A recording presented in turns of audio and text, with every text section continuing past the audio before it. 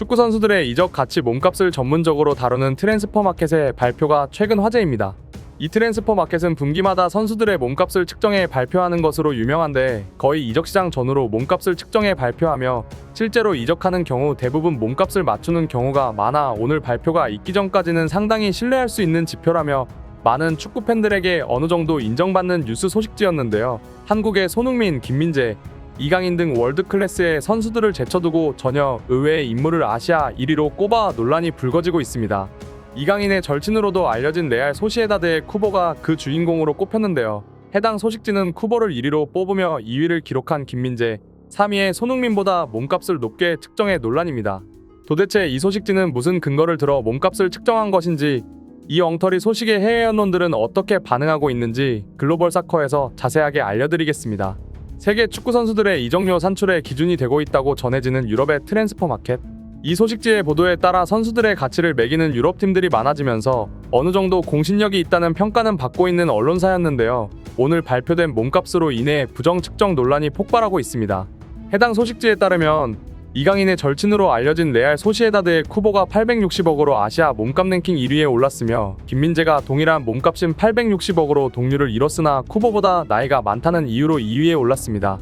마찬가지로 미토마가 720억으로 3위에 랭크되었지만 어째서인지 동일하게 몸값이 720억으로 측정된 손흥민은 4위에 올랐는데요. 마찬가지로 단순히 나이가 많다는 이유로 순위에서 밀려나며 제대로 된 몸값 책정이 맞는지 논란입니다.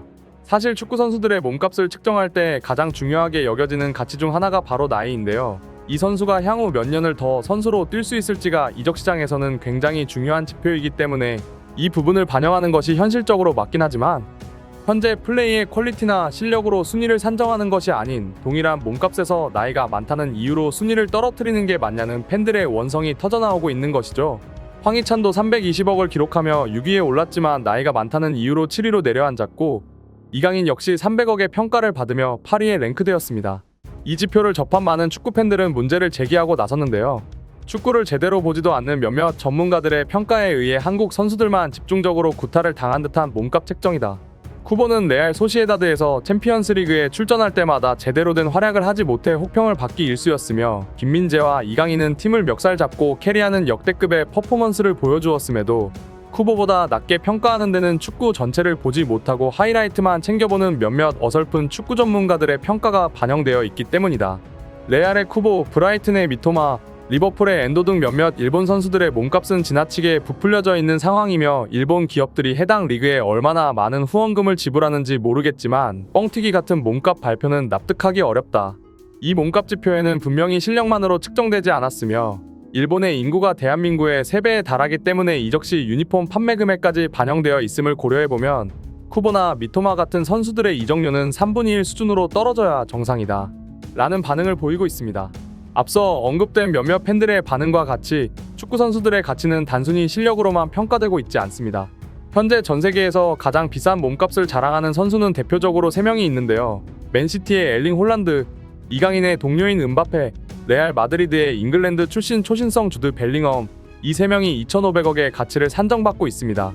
하지만 이들의 몸값과는 전혀 상관없이 올해의 최고 축구 선수를 뽑는 발롱도르의 메시가 선정된 것처럼 실제로 보여주는 실력과 몸값의 차이는 어느 정도 존재하는데요. 실제로 메시는 미국 리그 우승, 월드컵 우승이라는 역대급 시즌을 보내고도 나이와 유니폼 판매 실적 이슈로 인해 1,000억도 미치지 못하는 몸값으로 산정되어 있습니다. 이처럼 실제 실력과는 상관없이 나이와 예상되는 유니폼 판매 수익을 기준으로 측정되는 유럽 트랜스퍼마켓의 몸값 발표에 전 세계 팬들이 분노하고 있는 이유도 이것인 거죠. 실제로 이강인이 파리 생제르맹으로 이적한 직후 은바페의 유니폼 판매량을 가볍게 넘어버리며 구단 내 최고의 매출을 기록하는 선수가 되었지만 이적한 지 거의 반년이 지난 지금에서는 대부분의 유니폼이 팔렸기 때문에 낮은 가치를 측정받은 것이죠. 이처럼 말도 안 되는 기준으로 선수들을 측정하기 때문에 트랜스퍼마켓의 몸값 발표는 엉터리 내용일 뿐이며 이는 레비 회장이 손흥민 선수를 이번 겨울 이적 시장에서 연봉 협상하는 데 악용될 것이라는 예상입니다. 애당초 해리케인의 이적료인 1,800억이 발표되었을 때 손흥민은 그와 동등한 대우를 받을 것이라 예상되었는데요. 해리케인의 주급이 8억이고 손흥민의 주급이 3억이라는 점을 고려했을 때 토트넘은 손흥민을 사실상 공짜로 활용하고 있는 상황이었습니다. 하지만 이번 트랜스퍼마켓의 어이없는 손흥민 몸값 발표로 인해 레비 회장이 손흥민을 붙잡기 위해 거액을 지불할 것이라는 소식이 무색해지고 있는 상황인데요. 실제로 손흥민과 동일한 몸값으로 발표된 미토마의 주급은 1억 3천만 원 수준입니다. 몸값이 곧 주급을 의미하는 것은 아니지만 그래도 이적료와 주급이 아예 상관없는 지표는 아니기 때문에 이번 다가올 계약 연장 또는 이적 협상에서 레비 회장은 손흥민의 주급을 또 한 번 후려칠 수 있는 절호의 기회인 것입니다. 2025년 6월까지 계약되어 있는 손흥민과 토트넘은 1년 연장 계약 옵션을 행사할지 아니면 손흥민에게 전혀 새로운 높은 조건의 계약을 제시할지 고민인 것으로 알려져 있는데 이번 트랜스퍼마켓의 발표가 또 한 번 토트넘 레비 회장에게 유리한 쪽으로 발표되면서 그 발표 시점과 금액에 대해 많은 사람들이 의문부호와 조작 여부를 제기하는데 어느 정도 설득력이 있는 이유가 그것인 것이죠. 이 상황을 인식한 몇몇 축구 전문가들은 일본 선수들은 몸값을 상대적으로 뻥튀기 평가받는 경향이 있다. 한국에 비해 많은 인구가 그 원인이며 레알 소시에다드 같은 경우엔 유니폼에 일본 기업 마크가 달려있는 등 수많은 금전적 지원으로 유럽 시장에서도 높은 기업 가치를 평가받기 때문이다. 이번 발표에서 보듯이 동일한 이적료로 평가받았음에도 한국 선수들이 한 단계씩 내려간 평가를 받은 이유는 단순 실력으로 평가되는 것이 아닌 그 선수가 발생시킬 수 있는 여러 마케팅적인 매출 수익과 해당 소속 국가의 인구가 반영되기 때문이다.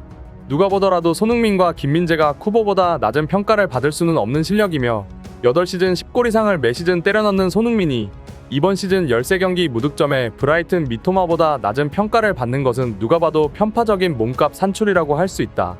심지어 손흥민, 김민재, 이강인은 절대로 부상을 당하지 않는 철벽 피지컬로 정평이 난 선수들이며 미토마는 이번 아시안컵을 앞두고 발목 부상을 당해 대회 참가가 불가능한 수준이다.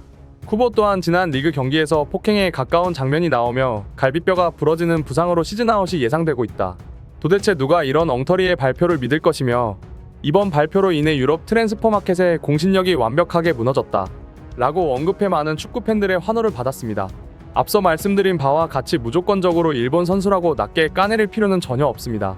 일본 선수도 나름 유럽에서 열심히 하고 있고 쿠보는 이강인 선수와 어린 시절부터 절친이기 때문에 그 실력을 어느 정도 인정하는 것이 맞겠지만 이번 발표와 같이 현실성이 전혀 없고 단순히 국적으로 인해 선수의 가치가 평가받는 것이라면 더 이상 그런 쓸데없는 지표들은 발표되는 것이 불법으로 간주되어야 하며 향후 선수들이 받을 주급과 이적료를 따진다면 더욱이 발표되어서는 안 되는 상황인 것입니다.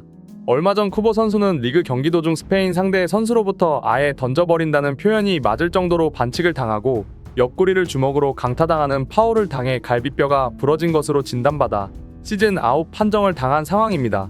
이강인의 절친인 만큼 빠른 쾌유를 바라겠지만 정당한 실력으로만 선수의 가치를 평가받는 깨끗한 유럽 소식지들의 보도를 기대하겠습니다.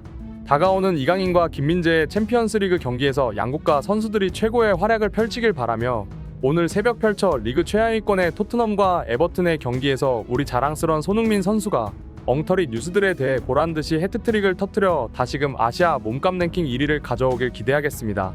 오늘의 소식 이만 마치겠으며 구독과 좋아요는 영상 제작에 큰 힘이 됩니다.